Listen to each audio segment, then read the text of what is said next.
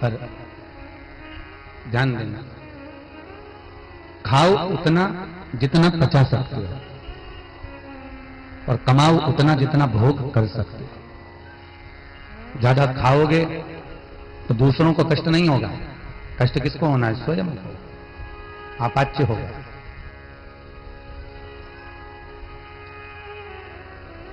ज्यादा कमाओगे तो कष्ट किसी दूसरे को नहीं होना है, आपको स्वयं है।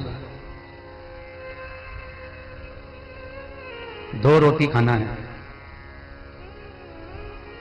एक कहू गाजी, एक कहू रजाई कम्बल, एक तकिया और 2 रोटी बहुत। और उसके लिए भी पूरी जिंदगी परिवार में, कुटुंब में, नातों में, रिश्तों में झगड़ा। कौरव और पांडवों का भी युद्ध हुआ और कौरव और पांडवों के युद्ध के बाद जब पांडव कौरवों को मार दिए, नष्ट कर दिए, उनके प्राणों को हर लिए, तब वो कौरव को मारने के बाद पांडव भगवान कृष्ण से पूछकर हरि की पौड़ी पर हरिद्वार में जाकर गंगा नहाए।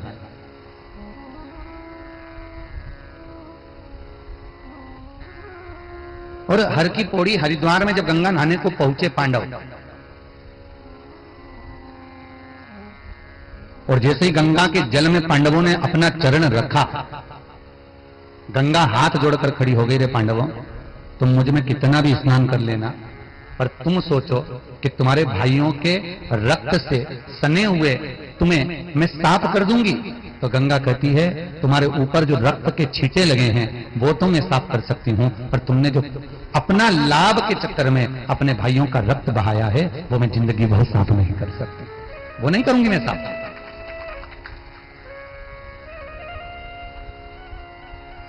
किसी के धन को, किसी की संपदा को, किसी की सत्ता को, किसी की दौलत को, किसी के रसतत्व को हमने भले रख लिया, भले। कितनी सुंदर बात है महाराज। एक व्यक्ति ने शादी करी, पत्नी घर आ गई,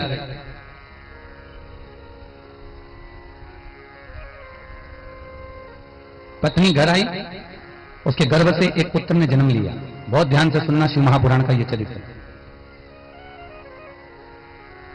पत्नी के गर्भ से एक बेटे का जन्म हुआ। पत्नी उस बेटे को जन्म देकर 6 महीने का पुत्र हुआ और पत्नी मर गई। पत्नी मरी, पति ने दूसरी शादी कर, फिर विवाह करा। पत्नी आई और फिर उसके घर में एक बेटे का जन्म हुआ। 9 महीने के बाद पत्नी फिर मर गई।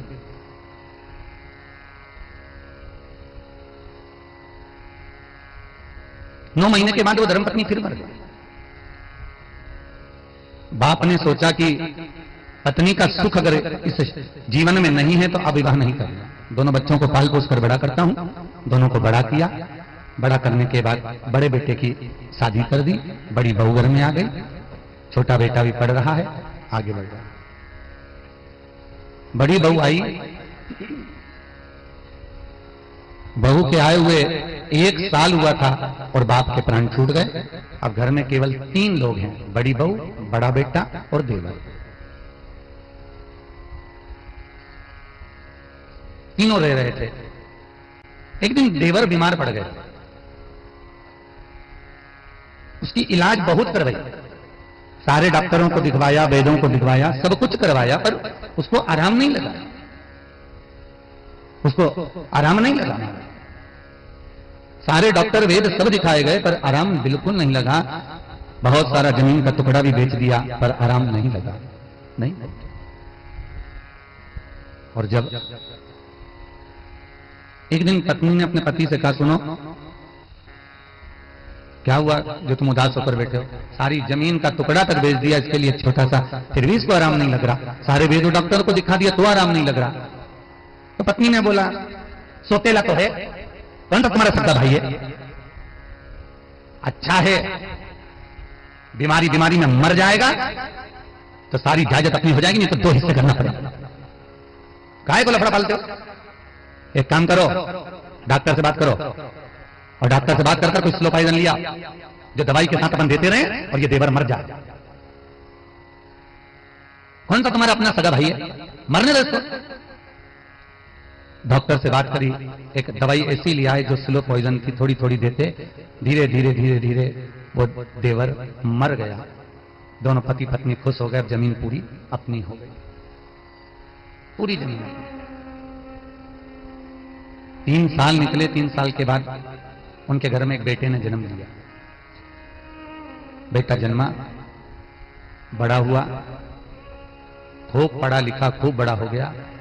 उसकी शादी हो गई। शादी होने के बाद उसके पुत्र को, शादी होने के बाद वो बीमार पड़ गया। बेटा इतना बीमार पड़ा कि बाप ने जायदाद पर जायदाद बेच दी, जमीन पर जमीन बेच दी, पर बेटा ठीक नहीं। वो बेटा जब ठीक नहीं हुआ, पड़ा हुआ है एक लाश की तरह। पत्नी भी रोती है, मां भी रोती है, बाप भी रोता है, सब रोते, तो ठीक नहीं हुआ।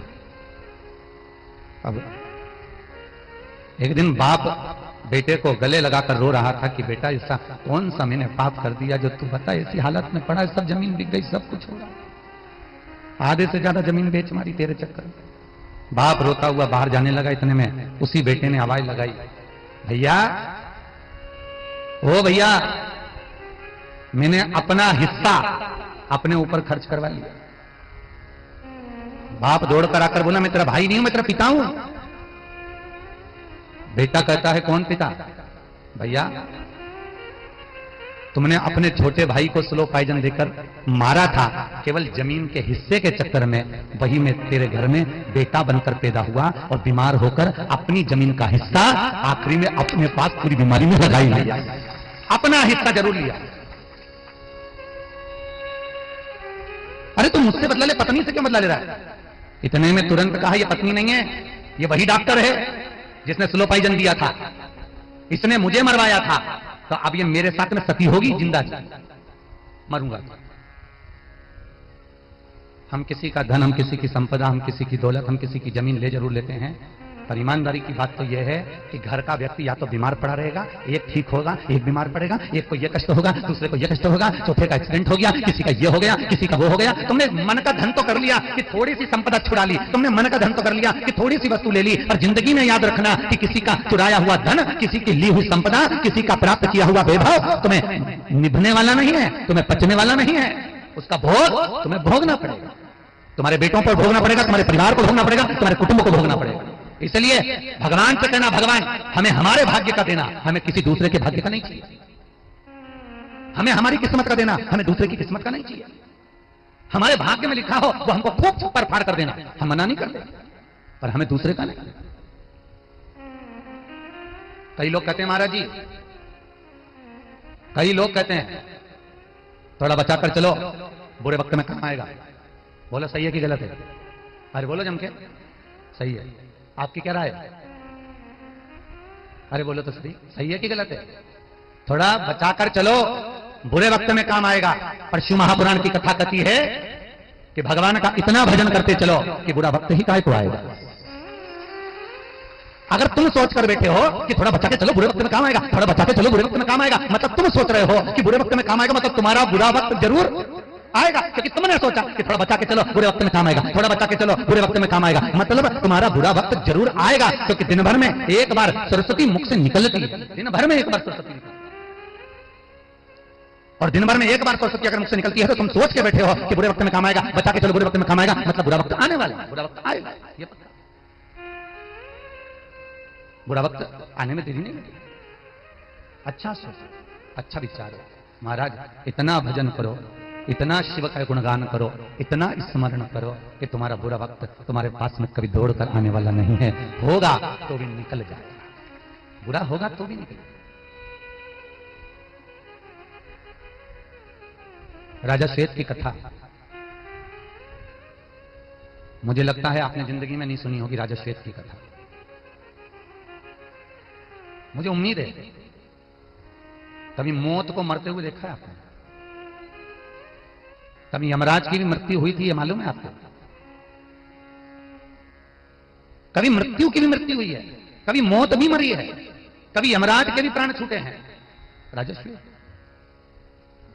और जब राजा श्वेत का चरित्र कह रहा है कि यमराज के भी प्राण छूटे हैं, मतलब यह पक्का है महाराज। और वो राजा श्वेत का जो चरित्र कह रहा है, राजा श्वेत का जो चरित्र वर्णन कर रहा है महाराज, राजा श्वेत का चरित्र हमारा शास्त्र वर्णित कर रहा है। एक बार राजा श्वेत शंकर के मंदिर में बैठकर भगवान का भजन कर रहे थे, शिव का स्मरण, शंकर का गुणगान कर रहे हैं। और निवेदन करूंगा, शंकर का एक लोटा चढ़ा हुआ पानी तुम्हारे भाग्य में एक बार लिखा जाता है तो फिर जिंदगी भर वो समाप्त नहीं होता। उसका पुण्य तुम्हारे मरते समय तक तुम्हारे हाथ में रहता है, तुम्हारे हाथ में। कथा का पहला दिन याद करिए, प्रथम दिवस कि भागवत में करा हुआ दान, कन्यादान, वस्त्रदान, अन्नदान, मुद्रादान, रामचरितमानस का दान, नर्मदा का स्नान, गंगा का स्नान, यमुना सरयू का स्नान, ये सारे पुण्य इकट्ठे तुमने जो करे हैं, तुम्हारे मरते मरते तक हो सकता है तुम्हारे गलत काम करने पर वो पुण्य समाप्त हो जाए। पर एक बात याद रखना, शिव महापुराण का पुण्य कैसा पुण्य होता है जो जिंदगी भर समाप्त नहीं होता, अंतिम तक टिका रहता है। अंतिम समय वो अजर अमर है। ये जो जीजियों तुम कथा सुन रही हो ना शिव महापुराण की, ये कभी समाप्त नहीं होने वाली तुम्हारी। तुम्हारा पुण्य तुम्हारे पास में रखा। पहले की माताएं बहुत चतुर होती थी। पहले की माता और आज की माता में जमीन आसमान का अंतर है। पहले की माताएं रुपये पैसे को रखती थी तो अपने पल्लू में बांध के रखती थी। बोलो सही है कि गलत है? रखती थी ना, काय में बांध के रखती थी? पल्लू में। और आजकल की माताएं काय में रखती है? चमड़े के पर्स के अंदर। अब चामड़े का पर्स तो तुम कहीं जा रही थी तो हो सके घर में छूट गया। चामड़े का पर्स तो तुम्हारा किसी ट्राली के अंदर रहेगी। चामड़े का पर्स तो कहीं छूट सकता है, पर पल्लू में बंधा हुआ पैसा कहीं छूटेगा क्या? अरे बोलो जम के, नहीं छूटेगा। बस निवेदन है, ये शिव महापुराण की कथा को इस चमड़े के पर्स में मत रखना, क्योंकि ये चमड़े का पर्स तो यहीं छूटने वाला है। अगर रखना तो हृदय के पल्लू में बांध कर रखना, तो अंतिम समय तक जाने वाला है। अंतिम छोड़ पल्लू में बंधा है। राजा श्वेत शंकर का भजन कर रहे थे। यमराज ने चित्रगुप्त को बुलाकर कहा आज राजा श्वेत का अंतिम दिन है। ठीक दोपहर में 11 बजे इस राजा श्वेत के प्राण छूटेंगे। यमदूतों को भेजो और राजा श्वेत को उठवाओ। यमदूतों को भेजो, राजा श्वेत को उठवाइए।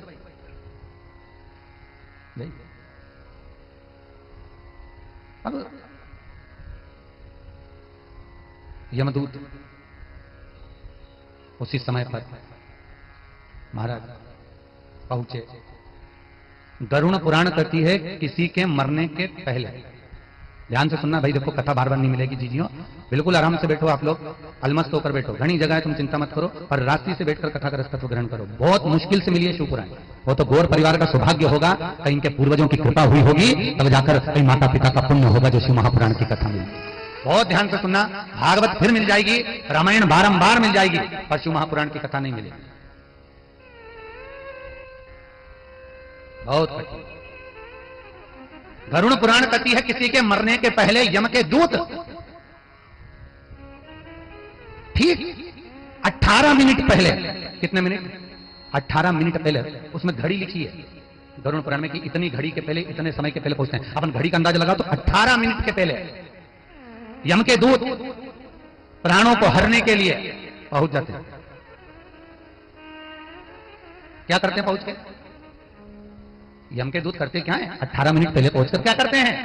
तो गरुड़ पुराण में लिखा, जो बचपन, जो जवानी, जो अधेड़ी, जो बुढ़ापा तुमने निकाला है, उसकी पूरी फिल्म उनके पास तैयार है। तुम्हारे मरने से पहले खटिया पर पड़े रहोगे, प्राण छूट रहे होंगे, अच्छा कोई पूछता है महाराज जी वो आप कह रहे हो कि 18 मिनट पहले यम के दूत पहुंच जाते हैं और कोई एक्सीडेंट में मरता है, एकदम उसको चोट लगी और एकदम मर गया, उसका क्या होता है?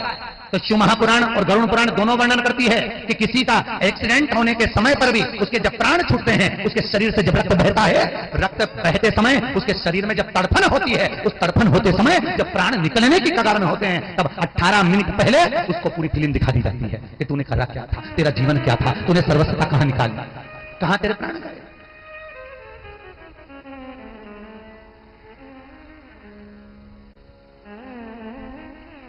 गरुड़ पुराण किस किसने सुनी? हाथ उठाओ, जम के हाथ उठाओ जल्दी से, उठाई सबने सुनी है? कब सुनी? नहीं इन लोगों ने उठाया नहीं। अच्छा कहां सुनी? जब कोई मरा था वो गरुड़ पुराण थी। पंडित जी से पूछे तो सही कि महाराज जी जो कथा आप सुना रहे हो गरुड़ पुराण है, किसी के मरने पर जो गरुड़ पुराण सुनाई गई वो गरुड़ पुराण नहीं थी। गरुड़ पुराण का प्रेत अंक था मात्र 5वें अंश का। कौन सा अंक है वो? गरुड़ पुराण का प्रेत अंक 5वें अंश का मात्र प्रेत। 18,000 श्लोक श्रीमद् भागवत में है। कितने? जम के बोलिए जरा। 18,000 और गरुड़ पुराण में 19,000 श्लोक हैं। और भागवत से बड़ी है गरुड़ पुराण, 19,000 श्लोक। और पंडित जी ने मरने पर जो सुनाई वो कितनी मोटी पुराण थी? बोला जल्दी से। भागवत इतनी मोटी तो गरुड़ पुराण उससे मोटी होना चाहिए थी, पर वो इतनी पतली से लेके आए ये पंडित जी लाए, इतनी पतली। तो वो गरुड़ पुराण का प्रेत अंक है महाराज। कौन सा अंक है? प्रेत अंक। गरुड़ पुराण पूरी नहीं है। और कई लोग कहते हैं गरुड़ पुराण तो मरने के बाद बांची जाती है। मेरा हाथ जोड़ के निवेदन है, वेद व्यास जी ने कोई पुराण ऐसी नहीं लिखी कि मरने के बाद बांची जाए। और मरने के बाद बाँचोगे तो वो मर गया वो सुनेगा क्या? क्या सत्य बोलेगा? क्या दान करेगा? क्या पुण्य करेगा? क्या सत्कर्म करेगा? और आजकल तो एक नया फैशन हो गया, लोग मरने के बाद भी गीता बचवाते हैं। पंडित जी हमारे गीता जी बाज देना। क्यों? क्योंकि दादाजी निपट गए तो गीता जी बाज दो। क्यों भैया? ये बताओ अर्जुन को भगवान कृष्ण ने गीता कब सुनाई थी? जब अर्जुन मर गया था तब? कि अर्जुन का मन मर गया था तब? कि अर्जुन के मन सो गया था तब? कि चित्तवृत्ति अर्जुन की परिवार में रमी थी तब? भगवान कृष्ण ने अर्जुन को जब गीता सुनाई तब अर्जुन का मन चित्त वृत्ति उसके परिवार में उलझ चुकी थी। परिवार से निकालने के लिए गीता को भगवान ने श्रवण कराया। शिव महापुराण कहती है गीता संसार में उलझे हुए जीव को निकालने का काम करती है, मरे हुए जीव को नहीं। जो उलझ गया है संसार में, भवसागर में, तृष्णा सागर में, काम में, लोभ में, आसक्ति में, वासना में, तृष्णा में जो रम रहा है, गीता उसको उबार देती है, उसको उबार रही है। किसी के मरने के बाद रोने से कौन सा फायदा? अरे बोला तो सही, कोई फायदा? एक कौन सा गांव है इधर? हम एक बार आए थे और हंडिया के पास में हमारे एक जजमान शांत हो गए, तो हमने कहा चलो अब जजमान शांत हो गए तो मिल आए। अब बूढ़े थे बहुत, 80-90 साल के थे, अब चले गए तो हम तुरंत हमने कहा इधर से निकल रहे हैं तो हमने कहा मिलते हुए चले जाए। अब हम जो हंडिया के पास में वहाँ गाँव में गए, एक बहू उनकी झाड़ू लगा रही थी, दूसरी बर्तन मार रही थी, तीसरी कोई काम कर रही थी, एक जीजी कोई काम कर रही थी। जैसे हमने दरवाजा बजाया उनने जो देखा गुरु जी आया, उन्होंने सब मुंडा डाल के सब इकट्ठी हो गई, सब बर्तन बर्तन सब छोड़ छोड़ा के ऊँ करे। अब हमने कहा मत रो रही, ओ जी रेंगे जीते जी डोकरा डोकरी के रुलाए, मरने के बाद खुद रोए। कौन सा फायदा? लाभ है क्या? विक्रम भैया अभी हमें दिल्ली में कथा थी वो शालीमार बाग में, तो हम कथा करने चले तो यहाँ से कोई ट्रेन में बैठ के कोई आ रहा होगा और हमारी 3 और 3 6 सीट धर की, उसकी 2 सीट धर की। अब ऊपर की सीट उसकी खाली, एक बच्चा उस पर चढ़ गया। जैसे ही बच्चा चढ़ा तो उसने ऊपर मत बैठना, हमारी अम्मा बैठी है। वो बच्चा बेचारा नीचे उतर गया। 3 घंटा हो गया पर उसकी अम्मा नहीं दिखी हमको। फिर कहीं ऊपर चढ़ा उसने, ऊपर मत बैठना, हमारी अम्मा बैठी है। हमने रिजर्वेशन कराया अम्मा का, तो हमसे नहीं लिया गया, तो हमने पूछ लिया, ओ भैया तेरी अम्मा कहाँ है? वो आंख में आंसू भर के बोला, वो लाल वाली जो झोली है नहीं, उनमें अम्मा भरी है।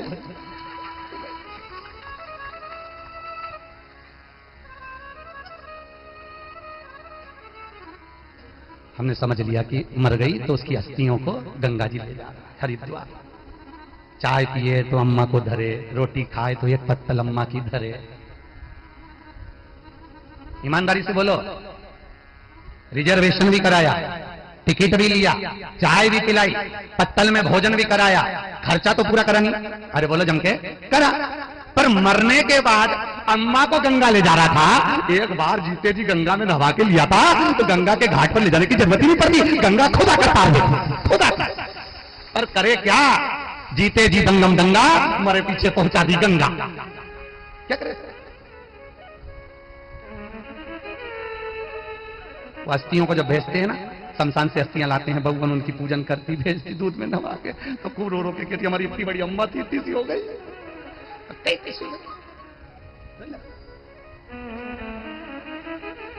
क्या था?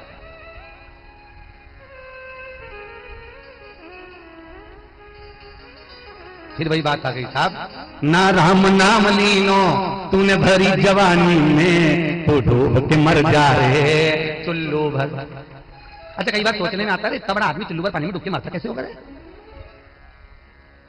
कई बार सोचने में आए कि नहीं आए कि इतना बड़ा मनुष्य चुल्लू भर पानी में कैसे डूब के मरे? तो शिव महापुराण की कथा कहती है, जिसने मनुष्य की देह पाकर, मानव का शरीर पाकर भगवान का भजन नहीं करा, जिसने मनुष्य की देह पाकर भगवान शंकर का गुणगान नहीं गाया, जिसने मानव शरीर पाकर भगवत भजन में नहीं लगा, वो अगला जन्म कीड़े का पाता है, और कीड़ा चुल्लू भर पानी में डूबकर मर जाता है। कीड़ा मर सकता है जो भजन ही नहीं करा, 24 घंटा चरा, कभी मुंह से राम नहीं करा। 24 गरुड़ पुराण कह रही है 18 मिनट पहले। गरुड़ पुराण का प्रेत अंक हम लोग किसी के मरने पर बाँचते हैं, ब्राह्मण लोग उसका वाचन करते हैं, जिससे जीव को समझ में आए कि पिंडदान क्या होता है, तर्पण क्या होता है, तिलांजलि क्या होती है। ब्राह्मण गरुड़ पुराण बाँचते हैं, पर गरुड़ पुराण का प्रेत अंक, पूरी गरुड़ पुराण नहीं, मात्र प्रेत अंक, जिससे उसको मालूम पड़े कि पिंडदान क्या है, तर्पण क्या है, तिलांजलि क्या है, दान की महत्वता क्या है, सैया किसको कहते हैं, सुखसेज किसको कहते हैं, भगवत भजन किसको कहा गया। ब्राह्मण वाचन करेगा उसका। पर आप सोचो कि वही गरुड़ पुराण पूरी हो गई, नहीं नहीं नहीं। वेद व्यास जी ने मरे हुए व्यक्ति को सुनाने के लिए गरुड़ पुराण नहीं, मरण तत्व से परिणित होने के लिए, मरण तत्व से परे होने के लिए वेद व्यास जी ने गरुड़ पुराण लिखी है। मरण तत्व से परिणित होने के लिए।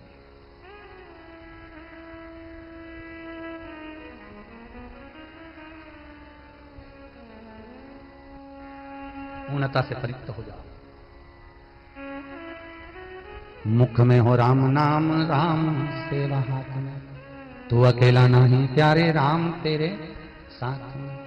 जिंदगी की भागडोर हाथ भोले नाथ के, वह महलों में राखे चाहे झोपड़ी में वास दे। उसकी मर्जी, उसका मन, उसका चित्त। कभी कभी स्वर्ग जाने वाला भी नरक चले जाता होता है, स्वर्ग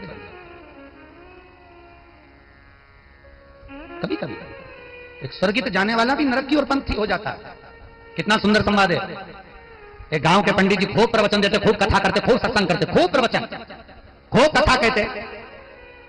पंडित जी मर गए, बैकुंठ गए, बैकुंठ का दरवाजा बंद था, सब लाइन लगाकर खड़े थे, सब लाइन लगाकर खड़े।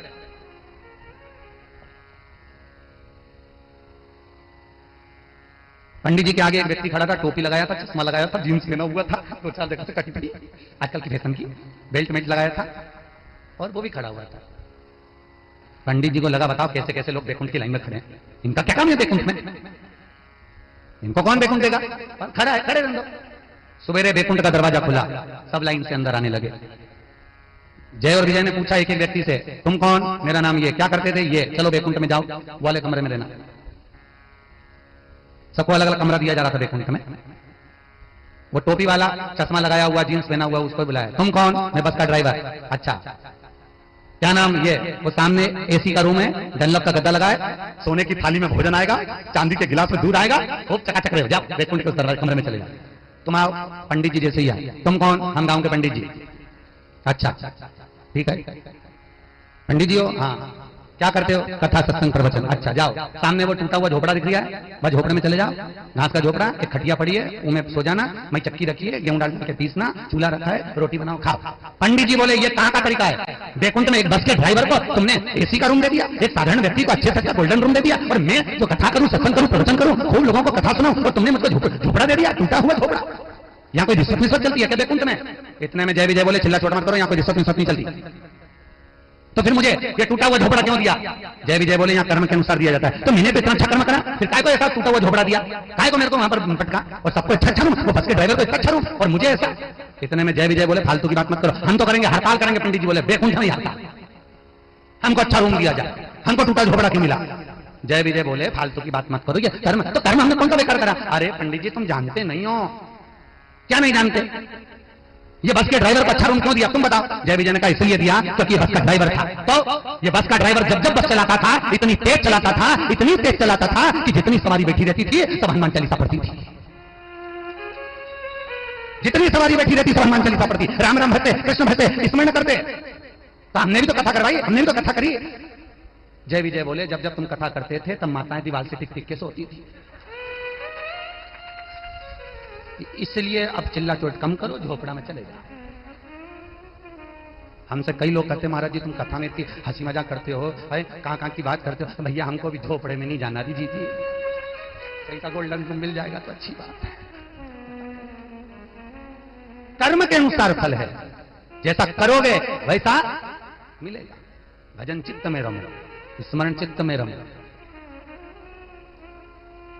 और जितना स्मरण चित्त की ओर अग्रण्य होते चले जाओगे जीवन एक आनंद की ओर बढ़ता चले जाएगा। जाओ यमदूतों राजा श्वेत को पकड़ो, जाके यमदूत जाइए राजा श्वेत को पकड़ के लाओ, जाओ।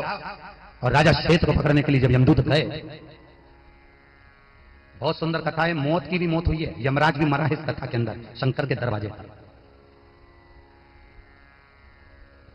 जाओ, अब यमदूत पहुंच गए 18 मिनट पहले, और राजा श्वेत लगा था शंकर के गुणगान में। महाराज कहीं छूट जाए ना दामन तुम्हारा, बोला स्मरण चित्त।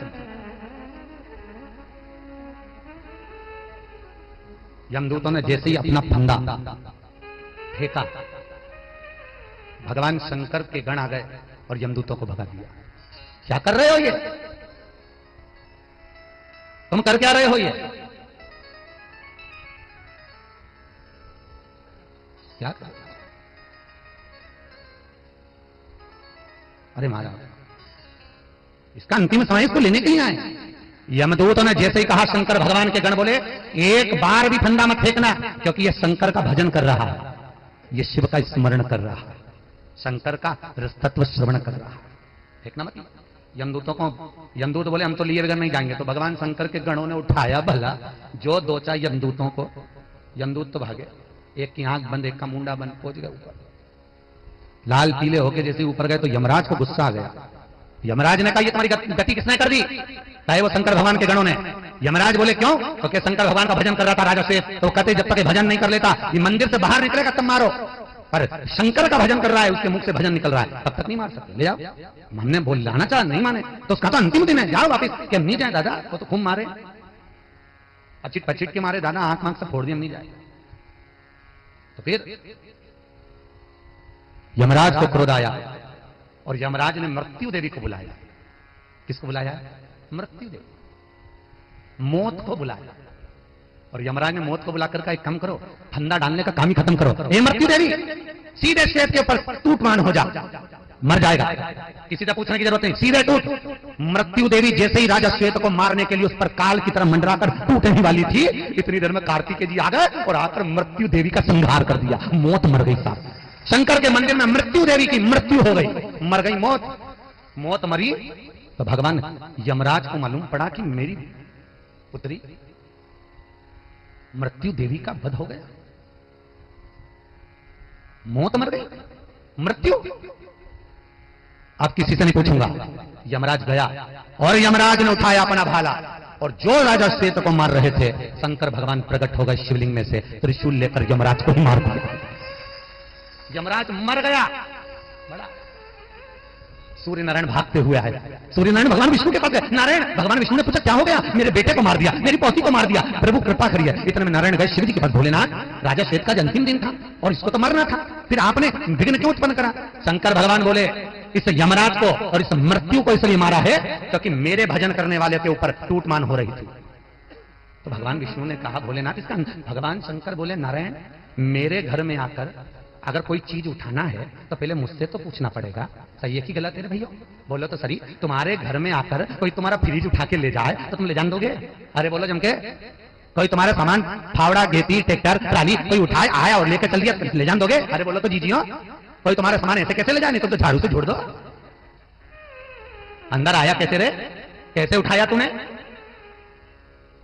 तो बैकुंठ में भगवान विष्णु रहते हैं, ब्रह्मलोक में ब्रह्मा रहते हैं और यह पूरी पृथ्वी शंकर का घर है। यहां से अगर किसी को लेकर भी जाना है तो पहले शंकर की आज्ञा लेना पड़ेगी। किसकी आज्ञा? शंकर। इसने उठाया कैसे? अगर इसको आना था पहले मुझसे पूछना था। मेरे से पूछता, मैं कहता कि लेकर जा तो लेकर जाता, और बिना पूछे नहीं ले जान देता। सूर्य नारायण ने कहा मेरे बेटे को जीवित कर दो, प्रभु कृपा करिए। शंकर भगवान ने कहा एक शर्त पर जीवित करूंगा नारायण, इस यमराज को और इस मृत्यु को। क्या शर्त? कि दूसरी बार अगर ये पृथ्वी पर किसी को लेने के लिए आएंगे और अगर मेरा कोई भजन कर रहा होगा तो उसको उठाकर नहीं ले जाएंगे। सुन लो री जीजियो, कितनी जोरदार बात आई है, कितनी जोरदार बात। इसलिए हमारे राष्ट्र के, भारत की भूमि के पंडित, किसी का एक्सीडेंट होता है, किसी का शुगर बढ़ता है, किसी का बीपी बढ़ता है, कोई हॉस्पिटल में पड़ा रहता है, पंडित जी ये नहीं कहते कि गोपाल सहस्त्रनाम का पाठ करो, पंडित जी ये नहीं कहते कि सूर्य सूक्त का पाठ करो, पंडित जी ये नहीं कहते कि कनक धारा का पाठ करो। अगर पंडित जी कहेंगे तो एक ही बात कहेंगे कि महामृत्युंजय का पाठ करिए, क्योंकि मृत्युंजय का पाठ करोगे तो मृत्यु को जो जीत सकता है तो केवल एक महादेव है। अकाल मृत्यु वो मरे जो काम करे चंडाल का, और काल उसका क्या बिगाड़े जो भक्त हो महाकाल का। शंकर का अगर कोई भगत है तो मौत भी नहीं आ सकती, मृत्यु भी दूर खड़ी, मौत। तो तुम डरना मत जीजियो। शंकर जी की कथा सुनी है तुमने? अगर यमराज आई भी जाए नहीं तो कह दीजिए सीधे तरीके से चले जाए। अभी भी क्यों उठा ले, चली जा, नहीं तो बुलाऊं। यमराज भी कहेगा ये बड़ी भारी बात है साहब, ये जब से शिवपुराण चालू हुई ये माताएं किसी से नहीं डरे, तुरंत के मैं बुलाऊं। क्यों डरे? मीराबाई से लोगों ने पूछा था तुझे भय नहीं हो? मीरा के क्या डरना, मेरो क्या तो करेगो यमराज जब गुरु मेरो समर्थ है। मैं क्या करेगा, क्या करेगा वो? अगर समर्थी हो तो, समर्थवान हो तो, समर्थ में परिपूर्ण हो तो मृत्यु भी क्या करे?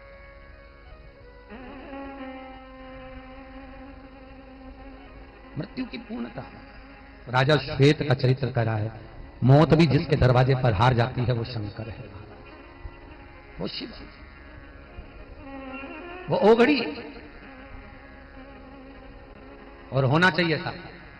मेरा निवेदन है, शमशान गांव के बाहर नहीं, शमशान तो गांव के हर चौराहे पर बनना चाहिए। क्यों? जैसे हर चौराहे पे पान की दुकान देखकर पान खाने की याद आती है, मोबाइल की दुकान देखकर बैलेंस डलवाने की याद आती है, कपड़ा की दुकान देखकर कपड़ा खरीदने की याद आती है, दवाई की दुकान देखकर दवाई खरीदने की याद आती है। जब हर चौराहे पर शमशान बन जाएंगे तो व्यक्ति को आते जाते अपनी मौत की याद बनी रहेगी, तो अच्छा कर्म करते रहेंगे। थोड़ा अच्छा करते जाना है, वो जल गया वो मर गया, अपने भी जाना। पर क्या करें महाराज, जब तक कथा चले नहीं, लोग जब तक कथा में बैठे रहे तो ऐसा लगे महाराज जी बिल्कुल सही कह दिया, और जैसे चप्पल पहन के बाहर निकले, महाराज जी को तो कहा नहीं है कथा वाचना दादा, पर इनका चक्कर में कहीं पड़ो, अपना चलो खेल संभाल लो, फिर वही प्रपंचा, फिर वही चक्कर, फिर उसी। खूब करो कमाई, मना नहीं है, खूब कमाओ, खूब आगे बढ़ो, खूब उन्नति करो, तुम तो चार सीढ़ी ऊपर चढ़ो, मना नहीं है। पर निवेदन केवल इतना है कि इतनी उन्नति की सीढ़ी पर, इतनी ऊंचाइयों पर मत पहुंच जाना कि नीचे आना भी मुश्किल पड़ जाए। एक चरित्र सुना है, भारत के कुछ लोग मिलके मुंबई घूमने के लिए गए। मुंबई घूमने गए तो उन्होंने कहा भैया हमको एक होटल में रूम दे दो। तो क्या रूम तो मिल जाएगा पर नीचे नहीं है, 100 मंजिल ऊपर है। 100 मंजिल ऊपर? हाँ। तो हम चढ़ेंगे काय से? तो क्या लिफ्ट लगी है, बटन दबाना, चढ़ जाओ, बटन दबाना, वापस नीचे आ जाओ। कि ठीक है दे दो। 100 मंजिल ऊपर रूम लिया होटल। अब 10 व्यक्ति ऊपर जाए, नीचे आए, बटन दबाए, फिर जाए, वो घूमना फिरने गए, बटन दबाई आए, 4-5 दिन निकल गए, एक दिन आए तो बटन दबाए तो ऊपर का लिफ्ट ही नहीं आया। अब चढ़े कैसे? तो मैनेजर से पूछा, हम ऊपर कैसे जाएंगे, मैनेजर ने कहा लाइट नहीं है, तो पैदल जाओ। अरे बाप, गांव का लोग बोला हम तो मरीज जा रहे, इतना ऊपर 100 मंजिल, ये चढ़ना तो पड़ेगा। तो नीचे का कोई कमरा दे दो, अभी के लिए हम आराम कर लेना। नहीं, तुम तो ऊपर जाओ। और 100 व्यक्ति ने विचार करा, चलो रे अपने कहीं करना, अपन तो अपनी अपनी दुख भरी बात की हो, अभी अभी बात में लगेंगे, अभी चढ़ता जाएंगे। एक एक व्यक्ति ने अपनी अपनी बात कहना चालू करी। पहले ने कहीं 10 मंजिल ऊपर पहुंच गए, बात करता करता कहीं भी पहुंच जाए, कोई मालूम पड़ेगा कितना किलोमीटर चल जाए। दूसरे ने कहीं 20 मंजिल, तीसरे ने कहीं 30 मंजिल, चौथे ने कहीं 40 मंजिल, पांचवें ने कहीं 50 मंजिल, धीरे धीरे 80 मंजिल, 90 मंजिल पहुंच गए। 10वें व्यक्ति से कहा, अब तू अपनी दुख भरी कथा क्यों? उसने कहा मेरी दुख भरी कथा क्यों, नहीं तो तुम सब रो पड़ोगे। अरे बोल तो सही। बस चढ़ते गए चढ़ते गए चढ़ते गए, सामने कमरा आ गया। अपनी दुख भरी कथा तो क्या? उसने कहा मेरी दुख भरी कथा केवल इतनी सी है कि कमरे की चाबी नीचे रखी है। ये सबने जूता निकाल के जो पड़ी दिया। बापड़ा पहले क्यों नहीं बोला रे, क्योंकि नंबर तो आया, पर नंबर के चक्कर में नहीं बोला। नंबर के चक्कर, इतनी ऊपर मत पहुंच जाना कि कमरे की चाबी। वो चाबी है भगवान के नाम की, वो चाबी है भगवान के भजन की, वो चाबी है भगवान कृष्ण की, वो चाबी है भगवान राम की, वो चाबी है शंकर की। भगवान के भजन की चाबी तुम्हारे पास में होगी तो कितनी भी ऊपर चढ़ जाना, ताला खोलकर बैकुंठ में प्रवेश कर जाओगे। चाबी नहीं होगी तो धक्का मारकर नीचे फेंक दिया जाएगा। चाबी भी तो होना चाहिए, चाबी हो।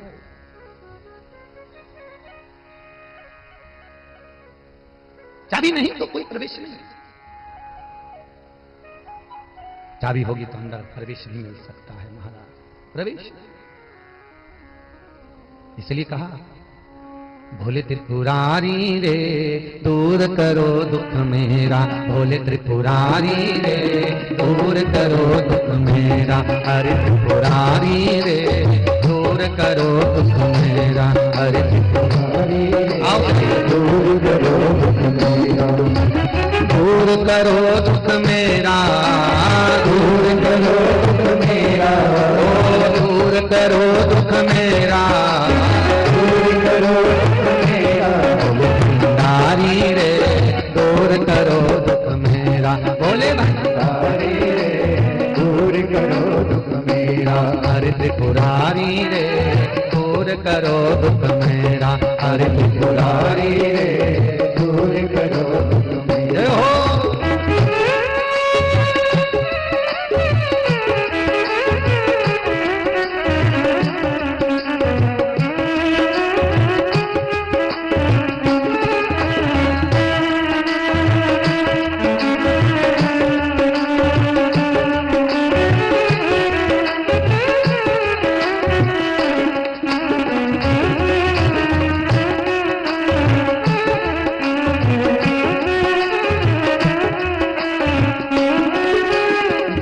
करो दुख मेरा, दूर करो दुख मेरा, दूर करो दुख मेरा, दूर करो दुख मेरा, भोले भंडारी रे दूर करो दुख मेरा, भोले भंडारी रे दूर करो दुख मेरा, हरे त्रिपुरारी रे दूर करो दुख मेरा, हरे त्रिपुरारी रे दूर करो दुख मेरा।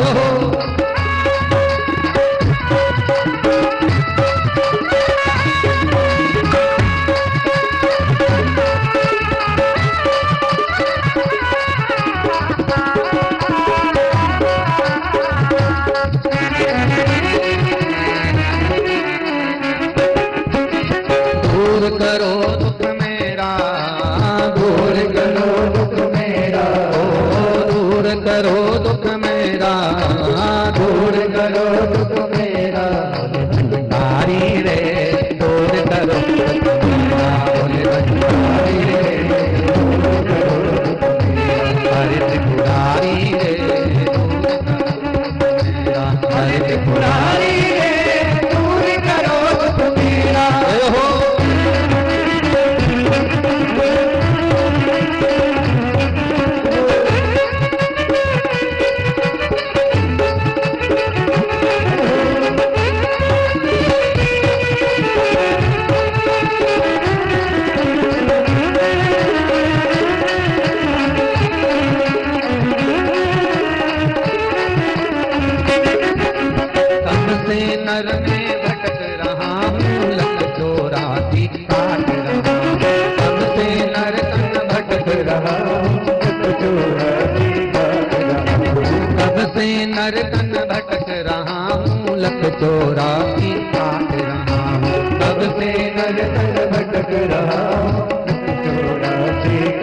त्रिपुरारी रे दूर करो दुख मेरा रे त्रिपुरारी रे दूर करो दुख मेरा भोले भंडारी रे दूर करो दुख मेरा भोले भंडारी रे दूर करो दुख मेरा ओ दूर करो दुख मेरा दूर करो दुख मेरा दूर करो दुख मेरा दूर करो दुख मेरा भोले भंडारी रे दूर करो दुख मेरा भोले भंडारी रे दूर करो दुख मेरा हरे त्रिपुरारी रे दूर करो दुख मेरा हरे त्रिपुरारी रे दूर करो दुख मेरा हर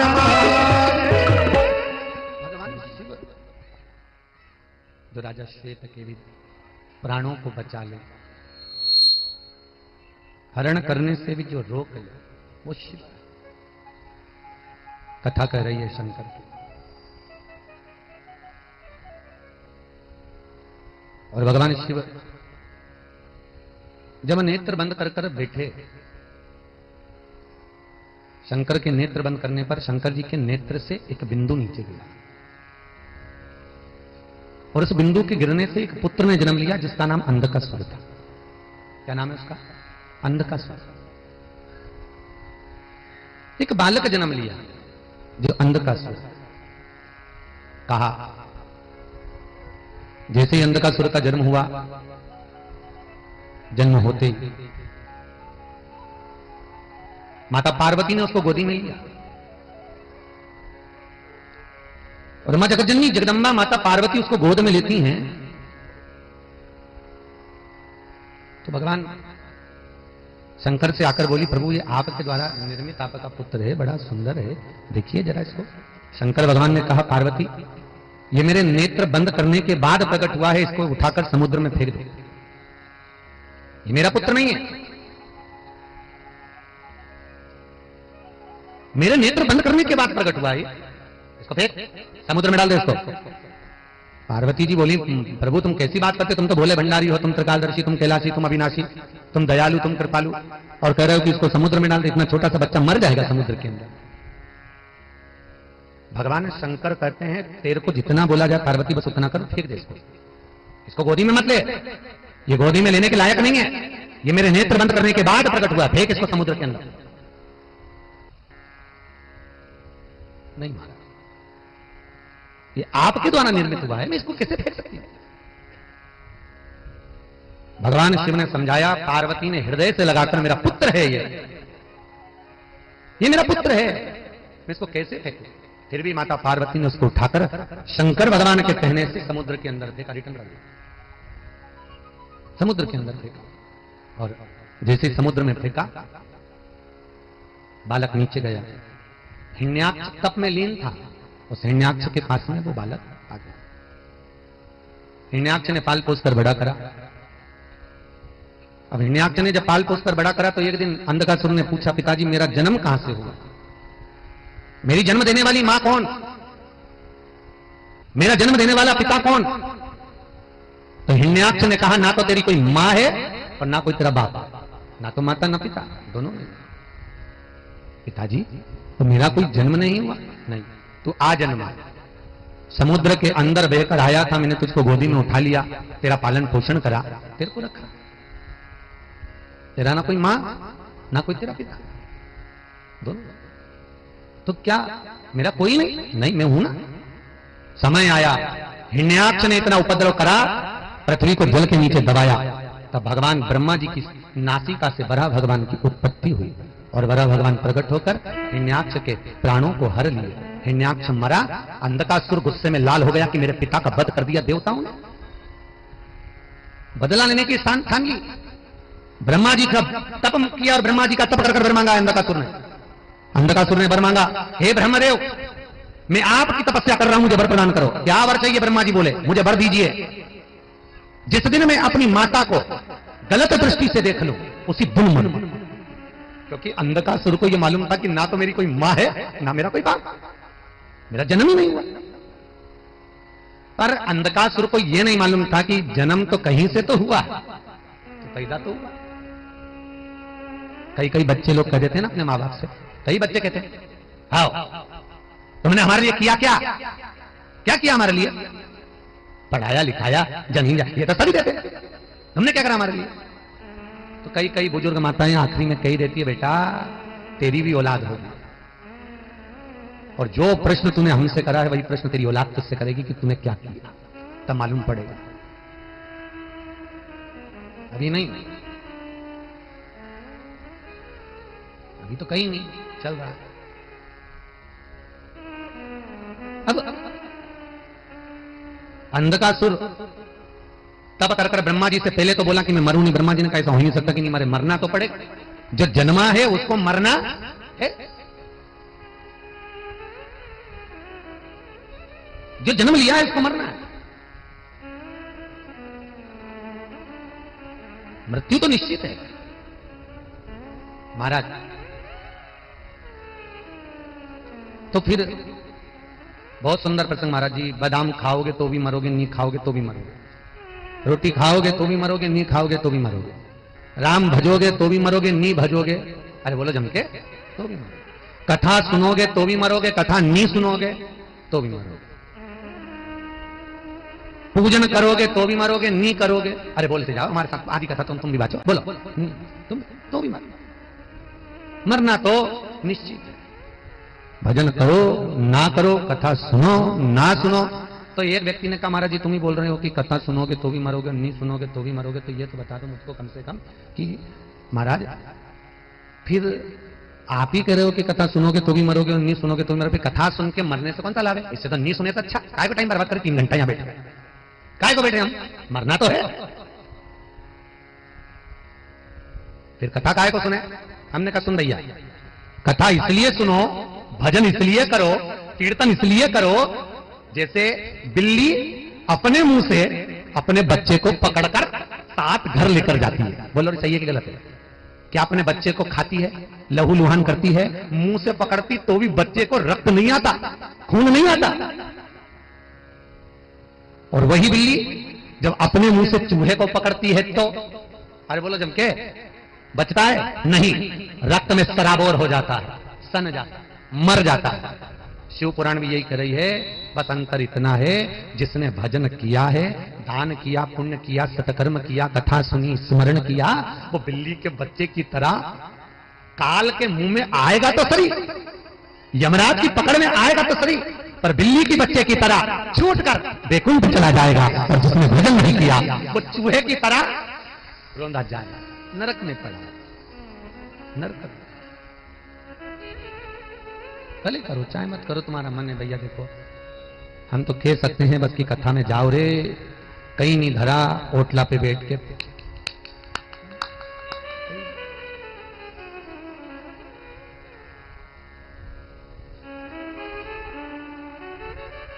कहीं चौराहे पे, पेड़ के नीचे, पान की दुकान पे, चाय की दुकान पे गप्पा मारने से कहीं नहीं मिले दादा, कहीं मिले तो भगवान की शरणागति। तो कहते हैं जब कोई नहीं आता मेरा भोला आता है, वो दुख के दिनों में बड़ा काम। सारा कुटुंब, कबीला, परिवार, नाते, रिश्ते सब, तुम देखना जब कोई मरता है ना तो मरने वाला व्यक्ति मर रहा होता है, हॉस्पिटल में प्राण छूट रहे होते हैं, अंतिम सांसें चल रही होती है, पूरे घर के लोग पूरे रिश्तेदारों को फोन कर करके बुलाते, काका जी, अम्मा जी आ जाओ, मौसा जी आ जाओ, फूफा जी आ जाओ, नाना जी आ जाओ, सबको इकट्ठा करा। मेरे को एक बात आज तक समझ नहीं, जब कोई मरता है तो पूरे घर को, पूरे खानदान को इकट्ठा क्यों करा जाता है? क्या इनकी यमराज से अच्छी पड़ती है कि इनका मुंडा देख के छोड़ जाएगा? अरे बोलो तो सही, हटे इनकी। सबको इकट्ठा करा, पलंग पर मरने वाला मर रिया और ये हाथ पकड़ पकड़ के, देखो तो काका जी आया, जीजी काका जी आया, काका जी वो देखी जीजी आंख में से आंसू बह रहे, तो भगवान कह रही काका जी तुम्हें पहचान गई, और जीजी ने इधर मुंडा कर लिया, इसलिए मुंडा इधर कर लिया, इन्हीं को तो देख देख के मर ही रही हो। कहीं देखो पूरी जिंदगी देख देख के पूरा जीवन लगा दिया, पूरा जीवन। सुबह से उठूं, बर्तन मांजूं, झाड़ू लगाऊं, पोता फेरूं, पानी लाऊं, गोबर फेंकूं, ये करूं वो करूं, रोटी बनाऊं, खेत चली जाऊं, शाम की आऊं, फिर यही काम करूं। वो तो अच्छा हुआ भला माने बेचारा गौर परिवार का कि 7 दिन शिवपुराण की कथा कर दी, 3 घंटा तो भजन करूं। क्या करा 24 घंटे ही काम।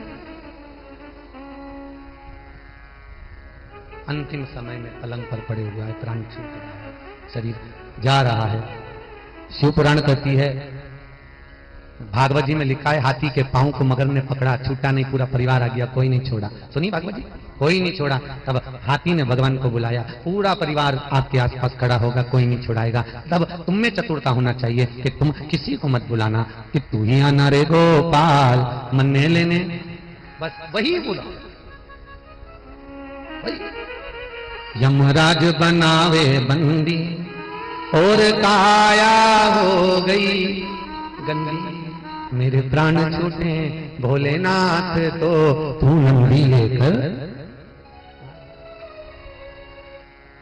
जब आए मरण का मौका, ओ जीजी कहीं हो ना जाए धोखा।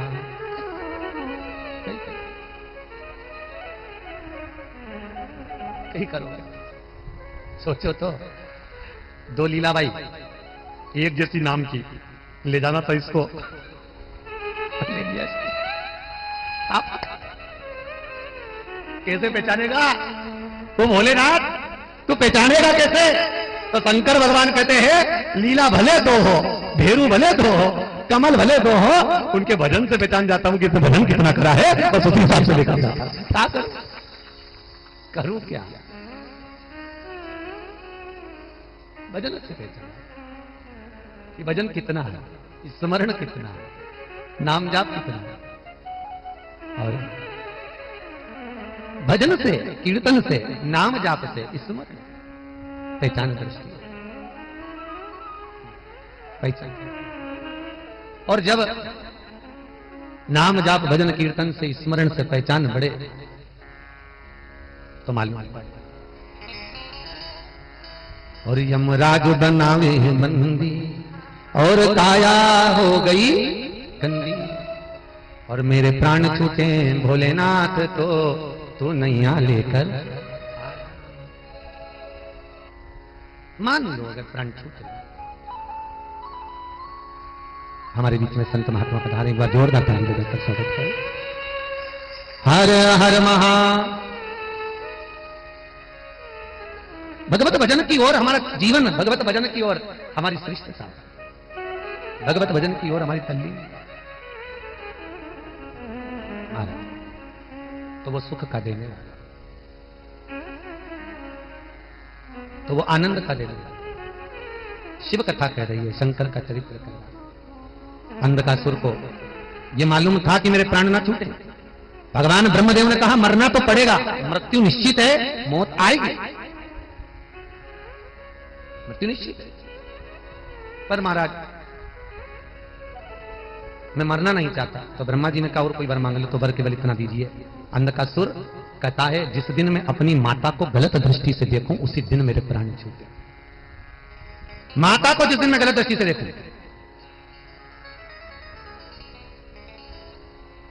ब्रह्मा जी ने कहा तथास्तु। अंधकासुर को लगा कोई मेरी मां है ही, मेरी माता तो कोई है ही नहीं, तो प्राण छूटने का कोई सवाल ही नहीं। समय आया, अंधकासुर बड़ा हो गया।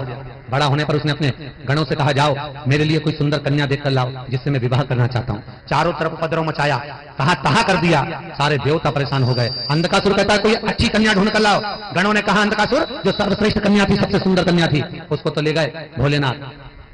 भोलेनाथ हाँ, फिर मुझे तो विवाह करना है, तो भोलेनाथ जी ले गए तो क्या हुआ? शंकर भगवान तो बूढ़े, मैं तो सुंदर, मैं सुंदर, ठीक है जाओ उसी पार्वती को लेकर। जैसे ही गण गए पार्वती को लेने के लिए, पार्वती मैया के तेज प्रताप से ही, स्वयं के तेज प्रताप से अंधकासुर के गण भस्म हो गए। महाराज दुनिया के लोग भले कहते हो कि पुरुष वर्ग तीव्र होता है, पर ईमानदारी की बात बोलो, ये मां एक ऐसी होती है, ये माता एक ऐसी होती है कि किसी की सामर्थ्यता नहीं है कि कोई इनको आंख उठाकर देख ले अगर ये अपनी वाली पर आ जाए। किसी की सामर्थ्यता नहीं हो सकती। अगर मेरी माता चाहे तो। बहुत सुंदर प्रश्न महाराज जी। एक व्यक्ति ने प्रश्न किया, महाराज लंका का राजा रावण सीता को उठाकर लेकर गया, तो क्या सीता में सामर्थ्यता नहीं थी? क्या माता सीता में इतनी दमदारी नहीं थी? क्या माता सीता में इतनी प्रबलता नहीं थी कि सीता उस लंका के राजा रावण को मार दे? क्या सीता इतनी प्रबल नहीं थी? नहीं भैया, रामचरितमानस कहती है सीता में तो वो प्रबलता थी कि सीता चाहती तो रावण हाथ का भी स्पर्श नहीं कर सकता था, सीता अपनी आंखों से मार देती। साहब स्पर्श तो जाने दो, केवल नेत्र की ज्वाला द्वारा सीता रावण को संहार कर देती। उठाइए रामचरितमानस, उठाकर देखो। जब सीता जी विवाह कर आई, कौशल्या जी ने कहा, जानकी, ए जानकी, हमारे यहां की रीति है, घर में बहू पहली बार आती है तो मीठा भोजन बनाती है। जाओ, या तो खीर बनाओ, या मीठी भात बनाओ, या मीठी थूली बनाओ, कुछ भी करो, हलवा बनाओ, सीधा बनाओ, पर मीठा बनाओ, बनाइए। जाओ जाओ जरा। सीता मैया गई और माता जानकी ने खीर बनाई। क्या बनाई माता जानकी ने? जम के बोलो जरा। खीर। और सीता जी ने खीर बनाई, कौशल्या, कैकेयी, सुमित्रा, दशरथ जी सबको दे दी। सब खाने के लिए बैठे। अब जैसे ही खीर खाने के लिए बैठते तुरंत एक तेज हवा का संचार हुआ। बहुत तेज हवा चली, बहुत तेज। और जैसे ही हवा चली, एक कचरा दशरथ जी के कटोरे में खीर में जाकर गिर गया। एक तिनका, एक कचरा दशरथ जी के कटोरे। सीता जी खीर परोसकर इधर से निकल रही थी, उन्हें दशरथ जी के कटोरे में खीर में तिनका देखा, कचरा देखा। तो सीता जी को लगा, पहली बार तो मैं अपने ससुर को भोजन करा रही हूं, पहली बार तो मैं अपने ससुर को भोग लगा रही हूं। अगर ससुर के कटोरे में कचरा दिखेगा, तिनका दिखेगा, तो ससुर क्या कहेंगे?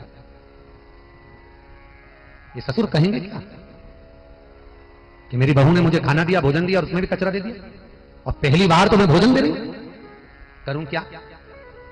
सीता जी रसोई घर में गई और रसोई घर में जाकर माता जानकी ने, माता सीता रसोई घर में पहुंचते सीता जी झरोके में से, खिड़की में से जो कटोरे में तिनका पड़ा था खीर के अंदर, मां जानकी उस तिनके को निगाहों से देखने लगी। ऐसी निगाह से जानकी जी ने देखा, सीता ने देखा कि वो कचरा कटोरे के अंदर ही जलकर भस्म हो गया। वो तिनका कटोरे में ही जल गया। बस अब तिनका कटोरे में जब जलकर भस्म हुआ, दशरथ जी ने देख लिया। और दशरथ जी ने देखा, तुरंत दशरथ जी उठकर सीता के पास में गए। तुरंत, जानकी, जानकी, पिताजी आप आए हो, आओ बैठो। पिताजी रसोई घर में आया, मुझे बुलाते मैं आती दौड़कर। आप रसोई घर में क्यों आए पिताजी? कैसे आना हुआ? कैसे आए हो?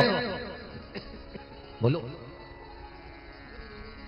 दशरथ जी ने कहा, बहू आज तुझसे कुछ मांगना है। पिताजी मुझसे? आज तो मैंने पहली बार आपको मीठा भोजन बनाकर खिलाया है, बहू को कुछ देना चाहिए, और आज ससुर मांगने के लिए आए? मेरे ससुर मांगने के लिए आए हैं? राजा दशरथ आज सीता से मांगने के लिए आए हैं? ये क्या?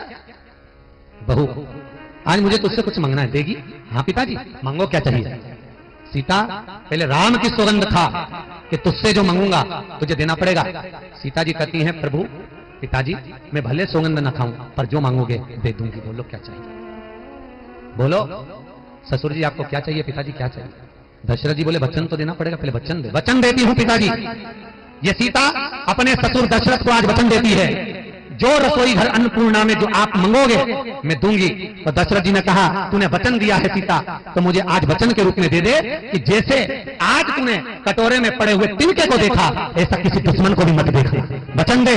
सीता जी कहती है, मैं वचन देती हूं कि किसी दुश्मन को भी इस तिनके की तरह नहीं देखूंगी। और चरित्र उठाकर देखो, जब जब रावण आता था, सीता एक तिनका उठाकर उस तिनके को देखती थी, रावण को नहीं। तिनके को इसलिए देखती थी कि सीता जी मन में सोचती थी, वो तो ससुर को वचन दिया है कि तिनके को देखा, ऐसा किसी को मत देखना, इसलिए इसको देख लो बहुत है। अगर घूर के देख रही बापड़ा तेरे को छोड़ने वाली नहीं। तिनके को तेरे को तो मैं यूं ही निपटा दूं, एक मिनट नहीं लगे। जब जब रावण आता था सीता तिनके को देखती थी। जब जब रावण आया सीता ने तिनके को देखा, बार बार तिनके को देखा। तो रावण ने 2500 बार माता सीता से पूछा था कि मैं आता हूं तो तू तिनका क्यों देखती है? और सीता बोली नहीं, क्योंकि मैंने अपने ससुर को वचन दिया है कि किसी जैसा तूने तिनके को देखा ऐसा दुश्मन को भी मत देखना, इसलिए नहीं देख पा रही तेरे को। अगर देख ली थी तो राम को तो आने की भी जरूरत नहीं थी, तुझे तो यूं निपटा के चली जाती, यूं ही। तो तुम ये चिंता मत करो भाइयों कि तुम जो कर रहे हो वो करोगे। ये जब अपनी वाली पे आ गई, ऐसा चौका छक्का लगाए नहीं, इनके तो गिनने नहीं दे किसी को। वो तो थोड़ी दबी हुई रहती है क्योंकि मर्यादा रहती है ससुर की सास की। बोलो री जी सही है कि गलत है? वो तो सास ससुर की मर्यादा है इसलिए ये दबी हुई है। सीता जी को सास ससुर की मर्यादा थी इसलिए दबी हुई थी। क्या बोले वो? किसी की हिम्मत जो घूर के देख ले, किसी की हिम्मत जो जानकी जी के हाथ का स्पर्श कर ले, हिम्मत।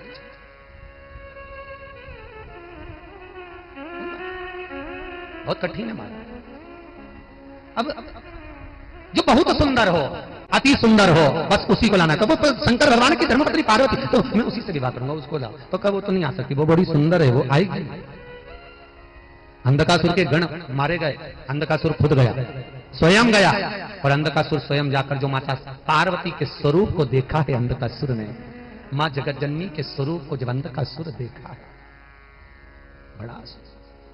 बड़ी सुंदर है तेरी प्रतिमा, इतनी सुंदर, तू कितनी सुंदर। मां मां है, माता माता, जगदम्बा जगदम्बा, जगत धात्री मां दुर्गा दुर्गा है। उसका स्वरूप अति सुंदर, अति सुंदर, अति सुंदर। और एक बात याद रखो दीजिए, बहू चाहे कितने भी पार्लर में जाकर तैयार हो जाए, कौन जम के बोलो, बहू कितने भी पार्लर में तैयार हो जाए, पर सास की होड़ नहीं कर सकती। बहू को तैयार होने में 4 घंटा लगता है और सास ऊंचे उछाए बाल पे कंघा फेर के और काजल लगा के चुटैया को ऐसा घुमा घुमू के साड़ी पहन के जो सांस बाहर आती है, बहू की तो आधी जान नहीं जल जाती। डोकरी को देख के जोरदार लग रहा है। Old is gold.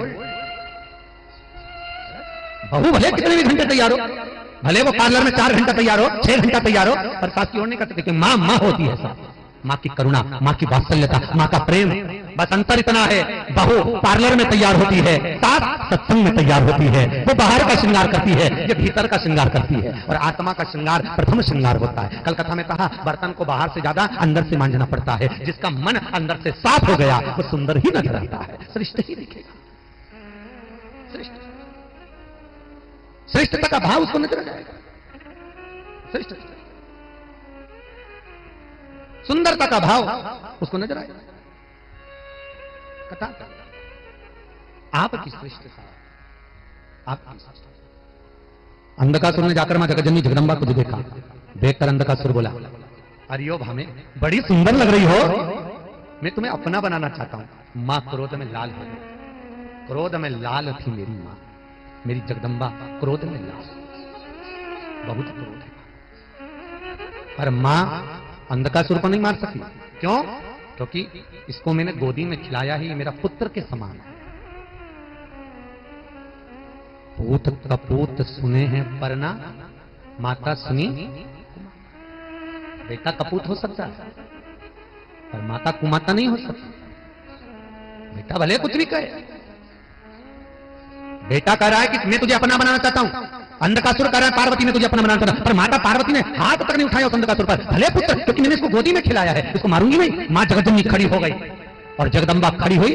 इतने में शंकर भगवान को लगा कि ये मारेगी अपने पुत्र को तो लोगों का नाम खराब हो जाएगा, क्यों ना मैं स्वयं शिव। और शंकर चतुर है, शंकर बहुत चतुर। उठाकर देखो रामचरितमानस को, राम जी महाराज रावण को बाणों पर बाण मार रहे हैं। मारे थे नहीं मारे थे? कितने बाण मारे। नाभि में विभीषण कह रहा है कि नाभि में अमृत है, सुखा दीजिए। राम जी ने विभीषण के कहने पर नाभि में भी बाण मारा। राम मारा था? अरे बोलो तो नहीं, नाभि में बाण लगने के बाद भी रावण नहीं मरा था। हनुमान जी ने विभीषण को बोला, इधर अरे ए विभीषण इधर। विभीषण बोला, बोलो क्या बात है? तूने कहा था नाभि में अमृत है, बाण मार दीजिए मर जाएगा, तो ये मरता क्यों नहीं है? तो विभीषण बोला, मेरी चक्कर में पड़ा हूं, मेरे को तो बस इतना ही मालूम था कि इसकी अमृत है, वो सूखे और ये मर जाएगा, तो ये मर क्यों नहीं रहा? विभीषण सही बता दे ईमानदारी से, ये मरेगा कैसे? बहुत दिन हो गए लड़ते लड़ते, सीता के बता दे, नहीं तो तुझे भी निपटा दूंगा। हनुमान जी को सही बोल दे, बिल्कुल सत्य बात बता। विभीषण बोला मेरी बात तो मानो, मैं सत्य कह रहा हूं कि इसके नाभि में अमृत है और इसको बाण लगेगा मर जाएगा, मैं बोलूं तो ये मर क्यों नहीं रहा? विभीषण बोला मुझे नहीं मालूम क्यों नहीं मर रहा, परंतु हमको तो जो मालूम था वो बता दिया। हनुमान जी को लगा ऐसे काम नहीं चलेगा। हनुमान जी तुरंत कूदे, विभीषण के पास से गए और नाभि में अमृत सूख रहा था। हनुमान जी पहुंच गए लंका, और लंका में पहुंचे हनुमान जी एक ब्राह्मण का वेश बनाए। जिस वेश पर हनुमान जी राम से मिले थे वही वेश हनुमान जी ने लंका में पहुंचकर एक पंडित का, एक ब्राह्मण का, एक ज्योतिषाचार्य का वेश बनाया, और ज्योतिषी का वेश बनाकर हनुमान जी लंका में घूमने लगे। सारे लंका की नारियों का हाथ पकड़ पकड़ के हनुमान जी उनका भाग्य बताने लगे। अब वो तो अष्ट सिद्धि नवनीति का दाता असबरदीन जाने का, उसको तो सब मालूम, सबका भाग्य बता रहा, सबका भाग्य हनुमान जी बता रहे थे। मंदोदरी के पास खबर गई लंका में कोई पंडित ऐसा आया है जो भाग्य बता रहा बिल्कुल सत्य। तो मंदोदरी भी निकलकर बाहर आ गई, और मंदोदरी निकलकर बाहर आकर तुरंत हनुमान जी के पास पहुंची। ब्राह्मण देवता मेरा हाथ देखकर बताओ ना मेरी किस्मत क्या कह रही है? हनुमान जी ने हाथ देखकर मंदोदरी का कहा, मंदोदरी तेरा भाग्य बड़ा बेकार चल रहा है, तेरा पति का युद्ध चल रहा है। मंदोदरी बोली वामन देवता तुम बिल्कुल सही कह रहे हो, बिल्कुल सत्य, पर मंदोदरी तो चिंता मत करना, केवल तू ही है जो तेरे पति को बचा सकती है। मंदोदरी ने कहा ब्राह्मण देवता आप बिल्कुल सत्य कह रहे हो, मेरे पति को अगर बचाकर रखी हो तो मैं रखी हूं। मंदोदरी तेरे पास कुछ ऐसा है जिसके बल पर तेरा पति मर नहीं सकता है? मंदोदरी ने कहा बिल्कुल सत्य कहा ब्राह्मण देवता, मेरा पति जब तप करने गया था ब्रह्मा जी से वर मांगा था कि वर दीजिए कि मैं नहीं मरूं, किसी के हाथ नहीं। ब्रह्मा जी ने कहा ऐसा नहीं हो सकता, मरना पड़ेगा, तो वर दीजिए कि मेरे नाभि में अमृत हो। ब्रह्मा जी ने नाभि में अमृत दे दिया। मेरा पति इतना चतुर था, सबको वर देकर सब तो चले गए, आखिरी में मेरा पति उठकर नहीं गया। ब्रह्मा जी सामने खड़े थे। मेरे पति ने ब्रह्मा जी से कहा मेरे को मरना नहीं है, कोई वर और दीजिए। ब्रह्मा जी ने कहा मांग तुझे क्या चाहिए? मैंने तेरी नाभि में अमृत दे दिया, जब नाभि में बाण लगेगा तब तू मरेगा, और क्या चाहिए? नहीं महाराज, नाभि में अमृत आपने दिया है तो जिस बाण से मैं मरूंगा वो बाण भी मुझे दीजिए। ब्रह्मा जी ने कहा तथास्तु। ब्रह्मा जी ने वो बाण रावण को दिया, रावण ने वो बाण मंदोदरी को दिया। मंदोदरी कहती है वही बाण मैंने अपने सोने वाले कमरे में खंबे के अंदर सोने में जड़वा दिया, वो निकल नहीं सकता। जब तक वो बाण मिलेगा नहीं तब तक रावण मरेगा नहीं। वो मेरे पास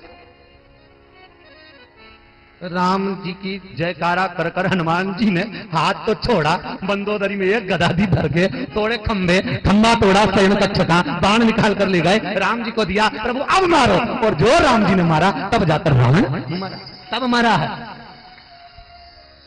सहज है, मर जाता। सरलता में कोई नहीं मरता रे जी, इसलिए भगवान सब चीज पहले छुड़ा छुड़ा के ले जाता। मरने से पहले पूरे दांत सोफा सेट निकाल लेगा, पूरे आंखों से दिखना बंद, कानों से सुनना बंद, पांव से चलना नहीं जाएगा, फिर ट्रैक्टर पे चढ़ के कैसे कथा में आएगी? सोचो कैसे कैसे। पर दुनिया के लोग कहते हैं बुढ़ापा बेकार होता है। शिव महापुराण की कथा कहती है बुढ़ापे से बढ़कर कोई सुख नहीं होता है, बुढ़ापे के बराबर कोई सुख नहीं है। भगवान ने नेत्र बुढ़ापे में इसलिए छीने हैं क्योंकि अब तुम अंदर की ओर झांक कर देखो, बाहर को मत देखो। भगवान ने बुढ़ापे में कान इसलिए छिना लिए कि दुनिया की बात मत सुनो, अंदर भीतर की बात, परमात्मा का भजन सुनो।